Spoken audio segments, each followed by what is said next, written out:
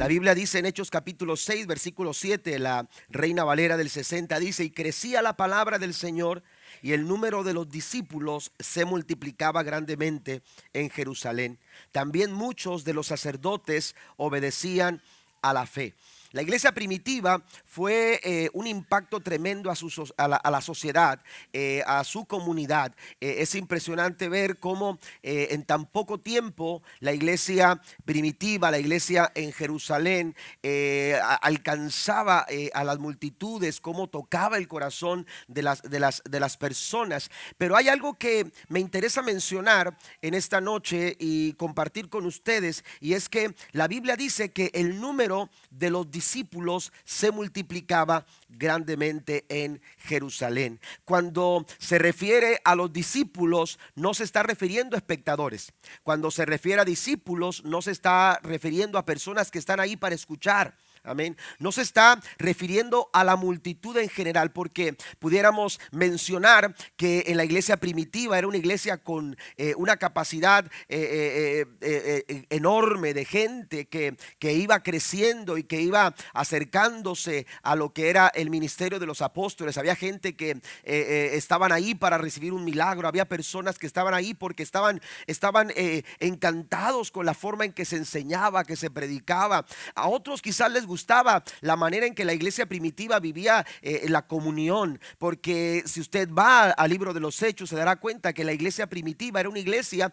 que se distinguía por ese tipo de cosas. Pero cuando habla de crecimiento, cuando se habla de un crecimiento serio, cuando se habla de un crecimiento bien enfocado, la Biblia señala que en la iglesia primitiva se multiplicaban los discípulos. Y es que si ponemos atención a esto, nos daremos cuenta que esta era la comisión, la tarea que Dios le había dado a la iglesia.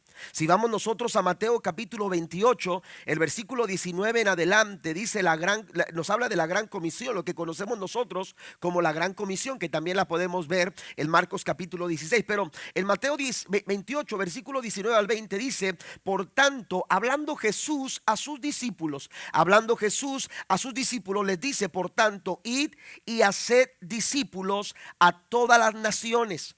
Amén. Ese era el pensamiento que Jesús sembró en sus discípulos. Ustedes tienen que ir, aleluya, y hacer discípulos. Ustedes tienen que ir y sembrar su corazón, sembrar su fe, sembrar las enseñanzas que han recibido. Porque cuando hablamos de discipulado, no estamos hablando de pasar tiempo. Cuando hablamos de discipulado, tenemos que ver el discipulado como una oportunidad de invertirnos, de invertir nuestro corazón, de sembrar nuestro corazón, puesto que eso fue lo que hizo Jesús con sus seguidores. Dice el Señor: vayan y hagan discípulos a todas las naciones. Esa es la comisión. Y los discípulos de Cristo, Pedro, Juan, todos aquellos que estaban ahí, aquellos 12 que conformaban la iglesia en aquel tiempo, los líderes de la iglesia, los que llevaban adelante la iglesia primitiva, ellos se enfocaron, recibieron la palabra de Jesús, se comprometieron con la palabra que Cristo les había entregado momentos antes de dejarlos, de ascender al cielo. Ellos abrazaron esa palabra, y según Hechos capítulo 6 versículo 7, la Biblia nos enseña que estos discípulos estaban llevando adelante la comisión que Cristo les había dejado. Hoy no está Pedro, hoy no está Juan, hoy no está ninguno de aquellos discípulos, pero estamos usted y yo. Estamos la iglesia del Señor, y Dios nos ha plantado en este lugar, Dios nos ha sembrado en este lugar para que nosotros también hagamos discípulos. ¿Cuántos dicen amén a esto? Dios quiere que nosotros vayamos y hagamos también discípulos, pero para lograrlo, antes de poder hacer discípulos, tenemos que ser discípulos. Amén. Antes de hacer discípulos, nosotros tenemos que ser discípulos. Los discípulos del Señor, ellos dedicaban tiempo y invertían sus vidas en otros. Hechos capítulo 11, versículo 26 dice: se congregaron allí todo un año con la iglesia y enseñaron a mucha gente, y a los discípulos se les llamó cristianos por primera vez en Antioquía. El llamado del Señor es muy claro. Iglesia, el llamado del Señor es muy claro a nosotros, y es una bendición que podamos nosotros ser parte de este momento, porque estamos nosotros viendo, aleluya, el cumplimiento de la comisión que el Señor nos ha dejado como iglesia. Esto no ha quedado atrás, esto no ha quedado en el pasado. El Señor sigue buscando una iglesia que esté comprometida, que esté consagrada con la gran comisión. Le quiere dar un aplauso fuerte al Señor en esta tarde. Hoy nosotros necesitamos ser esa iglesia. Hoy nosotros necesitamos ser esa iglesia que está dispuesta a discipular el corazón de aquellos que empiezan a nacer en la fe en Cristo Jesús. Pero para hacerlo, ya mencionaba hace unos momentos, para poder hacer discípulos, primero nosotros tenemos que ser discípulos. Y quiero mencionar 4 características rápidamente. Solo quiero enfocarme en ellas brevemente, pero quiero mencionar 4 características de un buen discípulo de Jesús. Vaya conmigo por favor a Lucas capítulo 14, versículo número 26. Lucas capítulo 14, versículo número 26. Leo la Nueva Traducción Viviente.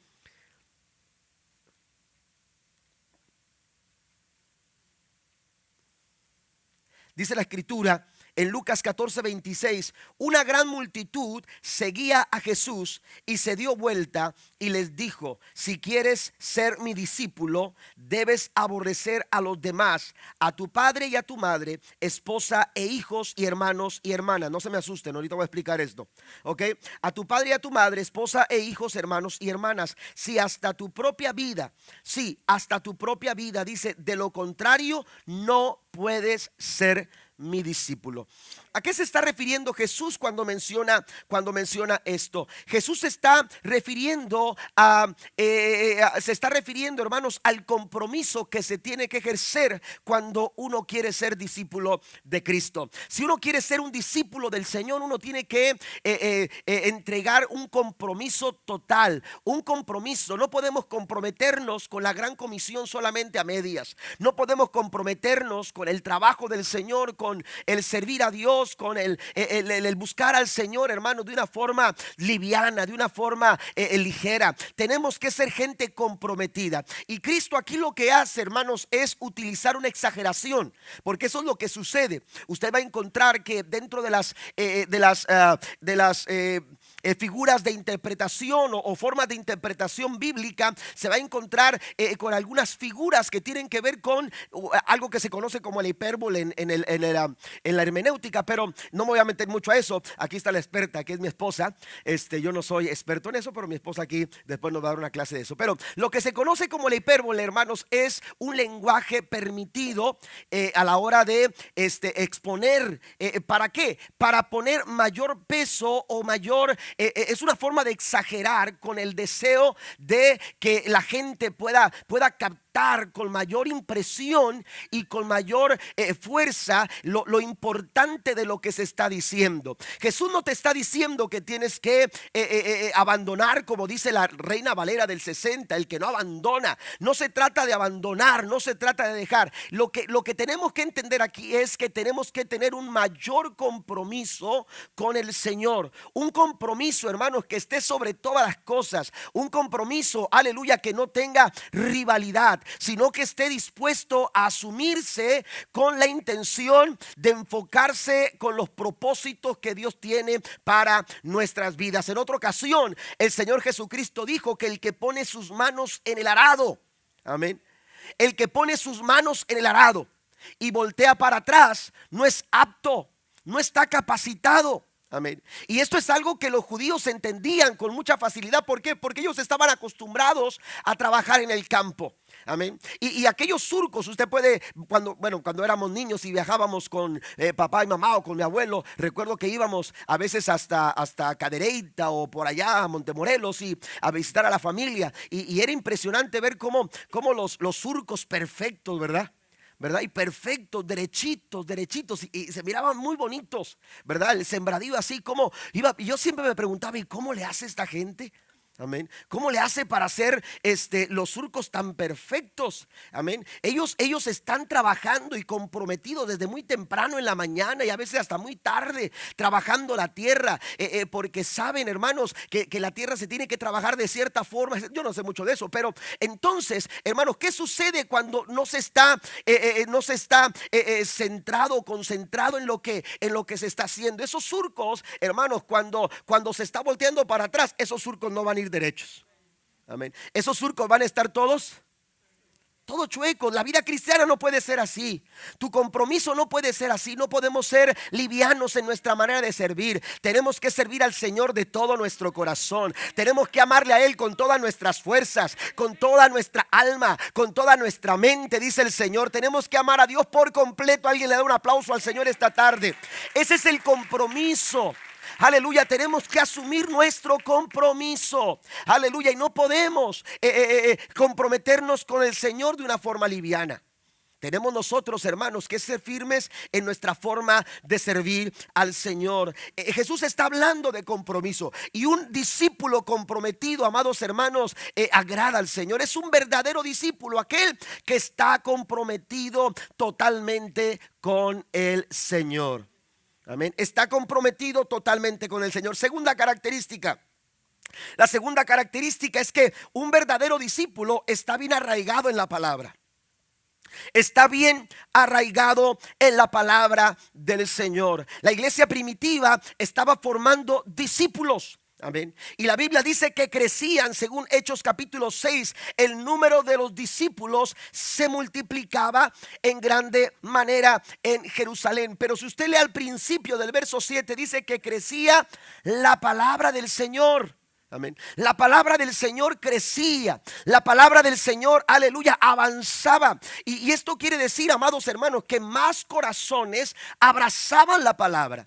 Que más corazones, hermanos, se aferraban a querer conocer cada día más en la palabra del Señor. La Biblia nos dice en San Juan capítulo 8, versículo 31, textualmente el Señor dice lo siguiente: Jesús le dijo a la gente que creyó en Él, a la gente que creyó en Él: ustedes son verdaderamente mis discípulos si se mantienen fieles a mis enseñanzas. Amén. Si ustedes se mantienen fieles a mis enseñanzas. Mire, quiero mencionar algo aquí que también lo veo en el versículo 26 del capítulo 14 de Lucas. Amén. Cuando hablamos de compromiso, si usted nota, dice que Jesús dice a una gran multitud, dice una gran multitud seguía a Jesús. Amén. Y yo me imagino ese momento como cuando uno se siente que alguien lo va siguiendo. Jesús volteó y cuando vio, era una gran multitud, no eran cuantas personas, era una gran multitud. Seguían a Jesús, que eso no está mal. Seguían a Jesús, pero Jesucristo quería dejarles bien claro algo. Amén. Porque no todo el que me dice Señor, Señor, entrará al reino de los cielos, dice la palabra. Amén. Entonces Jesús dijo: bueno, ustedes me siguen, pero yo quiero dejarles algo bien claro. Amén. Ustedes tienen que entender que mis verdaderos discípulos no solamente me siguen, están comprometidos. Están comprometidos. Aquí ahora en el segundo punto de San Juan capítulo 8 versículo 31, Jesús dice que se dirige a gente que había creído. Amén. Porque creer es el primer paso. Porque creer, amados hermanos, ese es el primer paso. Usted está aquí porque en un momento usted creyó. Amén. Usted creyó, pero no se puede quedar ahí. Amén. Usted no se puede quedar ahí. Usted tiene que, aleluya, avanzar. Usted tiene que crecer. La Biblia dice que la senda del justo es como la luz de la aurora. Va en aumento hasta que el día es perfecto. Nosotros tenemos que ir hacia adelante. Yo acabo de platicar con las personas, los hermanos que se van a bautizar, y yo les mencionaba esto. Amén. Ustedes tienen que avanzar, ustedes tienen que crecer. Algunas veces se avanza más rápido, algunas otras se avanza un poquito menos, pero lo importante es que nosotros siempre vayamos creciendo, que siempre vayamos avanzando, porque ese es el deseo de nuestro Señor. Pero para lograrlo, nosotros tenemos que arraigarnos en la palabra del Señor. Mientras no estemos bien fundamentados en la palabra del Señor, no vamos a crecer. No vamos nosotros, aleluya, a avanzar. Necesitamos la palabra del Señor. Dice, a los que creyeron en Él, les dijo: ustedes son verdaderamente mis discípulos si se mantienen fieles a mis enseñanzas. Usted se deja ver como un fiel servidor del Señor, como un fiel discípulo, cuando usted se deja guiar por las enseñanzas de su maestro, cuando usted se deja guiar por la palabra que usted ha recibido. Nosotros tomamos la palabra del Señor como nuestra norma de fe y de conducta. Yo mencionaba esto en la mañana durante la clase de escuela dominical, cuando Natán va y denuncia a David porque había procedido equivocadamente, convirtiéndose en adúltero y convirtiéndose en un asesino, porque él fue el asesino intelectual de la muerte del esposo de Betsabé. Y entonces yo mencionaba esto, que cuando Natán le dice a David y le empieza a contar la historia, y después le dice: eres tú ese hombre malvado que ha actuado con injusticia y que ha actuado perversamente. Y entonces cuando empieza a denunciar esto, llega un punto donde Natán le dice: ¿por qué despreciaste la palabra del Señor?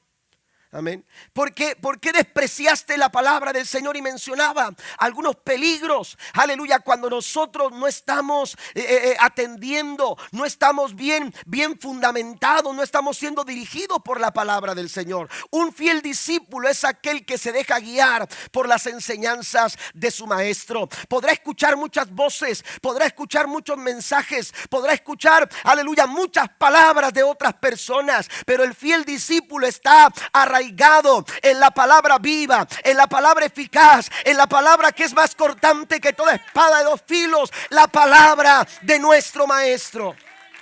No podemos nosotros en estos tiempos dejar de ser dirigidos por la palabra de nuestro Dios. Tenemos nosotros que aferrarnos a ella. Es que los tiempos han cambiado, pastor. Es que las cosas hoy son diferentes. Es que la iglesia la iglesia puede cambiar metodologías, la iglesia puede cambiar estrategias, pero nunca la iglesia puede abandonar los principios que se nos han dado a través de la palabra de nuestro Dios. Cielo y tierra pasarán, pero mi palabra no pasará. Amén. Tenemos nosotros que arraigarnos para poder hacer discípulos. Tenemos que ser discípulos. Y un verdadero discípulo está bien comprometido. Un verdadero discípulo está bien arraigado en la palabra del Señor. Pero también un verdadero discípulo manifiesta el amor de Dios a otros. Amén. El amor de Dios a otros. San Juan capítulo 13. Versículo número 31 dice: el amor que tengan unos por otros será la prueba, dice, ante el mundo de que son mis discípulos. Amén. Esa es la prueba, que ustedes son discípulos de Cristo. Amén. ¿Cuántos discípulos de Cristo hay aquí? Aleluya. Cuando amamos a las personas, cuando amamos a la gente, oiga, qué difícil es amar a las personas. Recuerdo que cuando íbamos de campamento los jóvenes, había un canto que íbamos cantando ahí, y era muy común cantarlo ya cuando íbamos de viaje, y empezaba ese canto: amamos a la gente porque estamos en Cristo, se necesita Cristo para amar a la gente. Y luego empezaba amamos a Roberto y amamos a Octavio. Oye, cuando empezaban a decir Octavio, ya me quedaba muy serio así, porque empezaban a decían, amamos a Octavio porque estamos en Cristo, y luego decían, se necesita, y luego empezaban a decir, bastante. Se necesita a Cristo bastante para poder amar a Octavio. Amén. Oiga, esto no es cualquier cosa, pero Jesús nos dice, Jesús nos desafía. Amén. Jesús nos dice, ustedes tienen que amar a su prójimo como ustedes mismos. Porque los mandamientos del Señor se resumen en dos cosas, dos aspectos: amar a Dios y amar a tu prójimo como a ti mismo. Y cuando tú amas a Dios, si usted va a las tablas de la ley, los primeros 4 mandamientos, hermanos, tienen que ver con nuestra relación con Dios. Los últimos 6 tienen que ver con nuestra relación con las personas. Jesús dice, tienes que amar a Dios para cumplir los primeros 4 y tienes que amar a la gente para cumplir los otros 6. Pero no podemos nosotros decir que amamos a Dios y si no estamos amando a nuestro prójimo. ¿Cómo puedes amar a Dios al cual no has visto? Dice el apóstol Juan. ¿Cómo es posible? Amén. ¿Cómo te atreves? Casi lo está diciendo así el apóstol Juan. ¿Cómo te atreves a decir que amas a Dios si a tu hermano, si has dejado de venir a la iglesia? Ay, porque el hermano fulano de tal esto, porque la hermana esto, porque aquello, porque el otro. Cuando nosotros, hermanos, nos dejamos guiar por nuestras propias emociones y estamos empezando a actuar como Dios no quiere que lo hagamos, hermanos, estamos equivocándonos, estamos caminando de una forma equivocada, incorrecta, porque el camino del creyente, amados hermanos, es un camino del verdadero discípulo, es aquel que se distingue, aleluya, por la bandera del amor de Cristo que ha sido puesta en el corazón de cada uno de nosotros. Amén. Ahora, ¿por qué Jesús nos dice esto? Porque sencillamente, hermanos, el ser amados por Dios, como consecuencia, debe de ser, amados hermanos, aleluya, que nosotros amemos a las personas. Porque si nosotros estamos buscando a las personas indicadas para amar, imagínense si Dios hubiera tomado esa misma actitud nuestra, que Dios solamente amara a las personas indicadas, aquellas personas que Él realmente pudiera amar. Pero la Biblia dice que Él nos amó a todos por igual. Él nos ama a todos, no importando raza, color, lenguaje, idioma, nada. Aleluya, Dios nos ama a todos de una manera por igual. Su amor ha sido manifestado a todos los hombres, aun siendo usted y yo pecadores. La Biblia dice que Él nos amó tanto que Cristo murió por nosotros. Bendito es su nombre para siempre. Entonces Jesús dice, si yo fui capaz de amarte,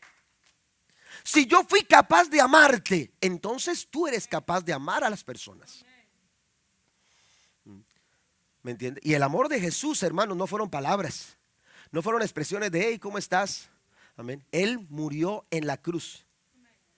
Él murió en la cruz por amor a nosotros, por amor a cada uno de nosotros. Pero el amor, hermanos, nos distingue. Y dice el Señor, en esta será la prueba de que ustedes son mis discípulos, que ustedes se amen unos a otros. Tenemos nosotros, hermanos, que mostrar ese mismo amor con el que hemos sido nosotros amados. Les cuento una historia de una niña que vendía manzanas a las afueras de un aeropuerto. Esta niña era una pequeña que estaba ciega, que no podía ver, pero la llevaban ahí para vender manzanas. Y cuando estaba ahí, un grupo de varones venía, que eran empresarios, venían corriendo porque les surgía llegar, hermanos, a cerrar unos compromisos, unos tratos, unos negocios en tal lugar. Así que tenían que tomar el avión y iban muy rápido, tenían muy poco tiempo porque querían llegar para no perder el vuelo. Y cuando iban caminando y hablando por teléfono, tratando de acomodar las cosas porque tenían que salir así repentinamente, no se dieron cuenta, hermanos, cuando en el grupo donde iban, hermanos, no se dieron cuenta que aquellas cajas que estaban acomodadas como están para vender manzanas de aquella pequeña niña, que estaban ahí, hermanos, muy frágiles. De repente ellos caminando y hablando no se dieron cuenta, hermanos, y tumbaron todo. Amén. Le tumbaron todo a la niña solamente escuchó que todo se caía y ella no miraba y no sabía lo que estaba pasando, pero se dio cuenta que todo se caía y entonces exclamó: ¿y qué está pasando? Y se sintió un poco angustiada por lo que estaba pasando, pero nadie se dio cuenta, todos iban con su teléfono y seguían avanzando, cuando una persona atrás se quedó con su teléfono en su oreja y entonces se detuvo y miró lo que había pasado, pero sabía que el tiempo era apremiante y que no se podía detener mucho, pero colgó, se acercó, vio que no podía quedarse a juntar las manzanas con aquella pequeña, pero más o menos vio lo que estaba tirado, sacó su cartera y le dijo: mira, niña, esto es más de lo que pudieras haber ganado por la venta de las manzanas. No tengo tiempo de quedarme contigo, pero aquí está este billete, guárdalo bien porque es más de la venta que hubieras tenido el día de hoy. Y entonces la niña le dice: gracias al Señor, recibe el dinero. Y cuando el Señor se va, le dice: disculpe, Señor, ¿es usted Jesús? ¿Es usted Jesús? Porque así deben de ser los discípulos de Cristo. Los discípulos de Cristo tienen que ser capaces, aleluya, de que la gente cuando los vea, vean el amor de Cristo, vean, aleluya, el amor de Jesús, que la persona de Jesús se vea a través de nosotros. Pablo dijo: ya no vivo yo, ahora es Cristo el que vive en mí. Denle un aplauso fuerte al Señor en esta tarde. Tenemos que distinguirnos, aleluya, por el compromiso. Tenemos que distinguirnos, amados hermanos, aleluya, porque estamos arraigados en la palabra, pero también porque revelamos el amor de Cristo. Y por último, pueden pasar los músicos, por favor. Por último, aleluya, la cuarta característica, la cuarta cualidad de un verdadero discípulo es que además de estar comprometido, además de estar arraigado en la palabra, además de ser una persona que manifiesta el amor de Jesús, también, hermanos, un verdadero discípulo es aquel que lleva fruto. Amén. Un verdadero discípulo es aquel que lleva fruto. Note que Jesús le dice a sus discípulos: hagan discípulos. Amén. Les dice a sus discípulos: hagan discípulos, porque el discípulo se reproduce. Amén. El discípulo se reproduce, el discípulo se multiplica. El verdadero discípulo, amados hermanos, lleva fruto. Amén. Jesús les dijo en San Juan capítulo 15 la importancia de permanecer en la vid. Jesús les dijo: si ustedes se separan de mí, nada pueden hacer. Porque el verdadero discípulo, amados hermanos, aleluya, está comprometido, está arraigado, revela el amor de Cristo, pero también lleva fruto. Si usted va al versículo 8 del capítulo 15 de San Juan, la Biblia dice: cuando producen mucho fruto, ¿a quiénes se está refiriendo? A los discípulos. Les dice el Señor: cuando ustedes producen mucho fruto, demuestran que son mis verdaderos discípulos, y eso le da mucha gloria a mi Padre. Amén. Un discípulo de Cristo siempre será productivo, siempre será fructífero, siempre, aleluya, estará rebosando de fruto. Amén. Es difícil. Dice el salmista David: irá andando y llorando el que lleva la preciosa semilla. Se sacrifica. Hay momentos difíciles, se sufre, ¿cierto? No es fácil desarrollar un liderazgo, no es fácil desarrollar un ministerio, no es fácil ser discípulo de Cristo. Jesús dijo: el que quiera venir en pos de mí, tiene que negarse a sí mismo. Pero no solamente dijo que hay que negarse, porque hay personas que se niegan a sí mismos, pero no se atreven a tomar la cruz. Porque la cruz sugiere sacrificio. La cruz sugiere sufrimiento. ¿Y a quién le gusta sufrir? ¿A quién le gusta sacrificar?